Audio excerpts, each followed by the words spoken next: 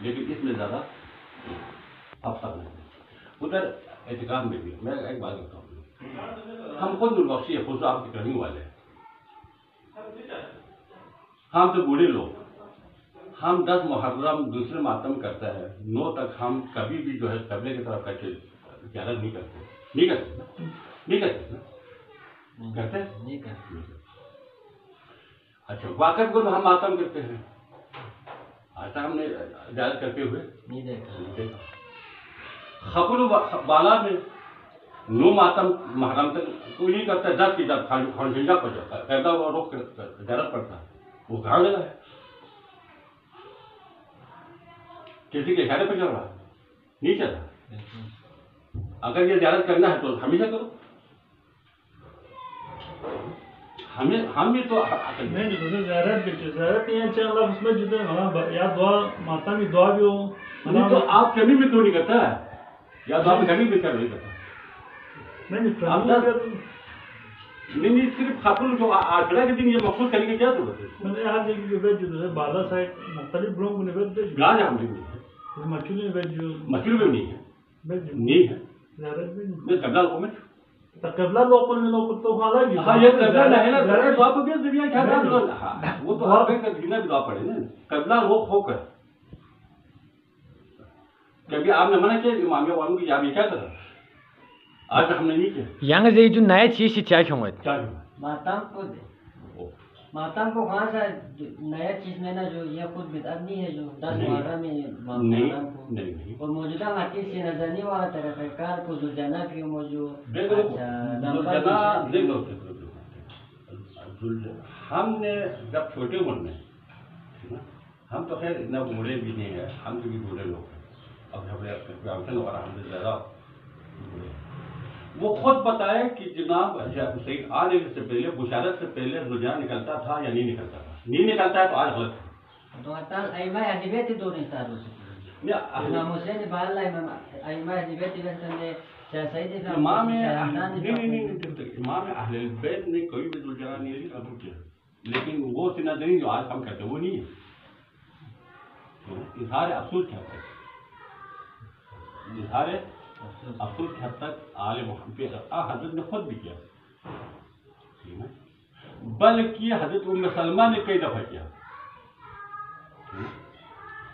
Even شان حسین تو چھوڑو، پیغمبر اسلام کے آرڈر پر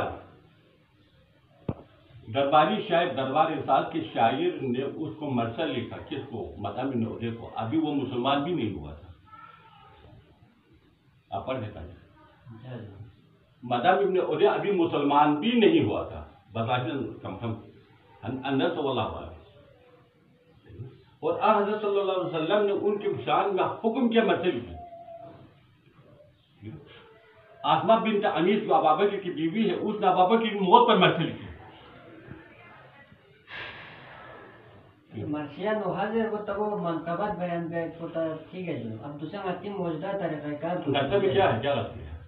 مطلب باقاعدہ 10 محرم جو جلوس کیوں جلوس کی کیا مطلب ہے؟ آپ جلوس کا مطلب جلسہ بیٹھنے کو کہتے ہیں. جو اب میں نے عرض کیا نا دوسروں کی بازاروں میں سڑکوں پر گلی کوچوں میں ہمارے کیا بھائی نکالتا ہے، خیر ہم ان کو کچھ نہیں کہتا، ہمیں نہیں کہنا چاہیے، وہ ان کا اپنا کہنا. ایک دفعہ آپ کو یاد ہوگا خپل خانقاہ میں ایک لفظ کہا تھا، آپ لوگ سوچتے نہیں ہیں. میں نے کہا کہ آج عاشورہ کے دن ہے، مختلف لوگ حسین بن علی کو عقیدت پیش کرنے کے لیے مختلف طریقے ہیں. بعض سڑکوں بازاروں گلیوں میں جو ہے حسین کو خراج عقیدت پیش کرا ہے، ٹھیک ہے، ان کا اپنا طریقہ ہے. بعض مساجد میں بیٹھ کر قرآن خوانی ہو رہی ہے، لیکن ہمارے عالمگیر بھائی اہل سنت بھائی ٹھیک ہے، ان کا اپنا یہ طریقہ ہے. اب نرواشیوں کا حسین کو خراج عقیدت پیش کرنے کے طریقے ہم مسجد کے اندر بیٹھ کر ہم پیش کرتے ہیں، یہ ہمارا اپنا طریقہ ہے. خیر حسین بن علی کو خراج عقیدت پیش کرنے کے مختلف طریقے ہیں، ہم اپنے طریقے کو کرو، دوسروں کے طریقے کو چھیڑنے کی ضرورت نہیں ہے. ربیع الاضحیٰ کا ایک مشورہ ہے، اپنے عقائد کو چھوڑو نہیں، دوسروں کے عقائد کو چھیڑو نہیں. مجلس باشباب کی بنیادی مقصد تو امام حسین کی سیرت بیان میں سے ہم نے ادھر سے کچھ سیکھنا ہے. ماتم کرنے کا بنیادی 2 وجہ ہے. بہت سے دو ورڈ ہے. ایک تو سیرت حسینی دنیا کو عام کرے, دوسرا ظلم یزیدی دنیا کو آشکار کرے. یہاں دیکھو یہ یاد رکھو, اگر 61 ہجری کو حضرت حسین کربلا کی تپتی ہوئی صحرا پر شہید نہ بھی کرتا, کیا حسین زندہ رہتا؟ کبھی موت آنا تھا نا, یعنی ایک دن ان سے جانا تھا. حسین کی موت پر ہم نہیں رو رہے کہ موت ہے, ہم رو رہا ہے یزید کے ظلم پر رو رہا ہے, امت کے ظلم پر ہو رہا ہے. ظلم تو آج بھی ہو رہا ہے, آج بھی رو. آج اگر کسی مظلوم پر ظلم ہوتا ہے, ظالم ظلم کرتا ہے, تو رونا چاہیے, مظلوم کی حمایت کرنا چاہیے, ظالم کا ہاتھ کاٹنا چاہیے. حمایت نظر نہیں آ رہا. جس طرح امام حسین نے قیام فرمایا, ٹھیک ہے نا, قیام نہیں فرمایا, صرف رونا ہمارا کام ہے. نہیں, محکوم کے اور کیا کام ہے آپ یہ بتائیں. جن کے پاس طاقت ہے جی بالکل صحیح ہے. ایک طاقتور کا کام جو ہے حسینی نقش قدم پر چل کر ظالم کے ہاتھ کاٹنا ہے, وہ تو ہمارا بس میں نہیں ہے, بلکہ ہمارا اپنا ہاتھ کاٹ رہا ہے. تو ہمارے پاس مظلوم کی حمایت کا اور کوئی چارہ نہیں رہا, ظالم کی مذمت میں اور چارہ رو رہے, کیونکہ آپ باقی کرنا آپ دیتے نہیں ہیں, ہمارے معاشرہ دیتی نہیں ہے. ہم تو ابھی بھی ظالم کے, ابھی ابا کی یزید کو بھی آپ جنتی بنا رہے ہیں, یہ بنا رہے ہیں نا مسلمان, کیونکہ یہ دنیا کے معاشرے میں جب آیا تھا اس لیے تو جنتی ہے. ایک قاتل حسین کو آپ چھوڑ دے رہا, ہم کیا کرتے ہیں؟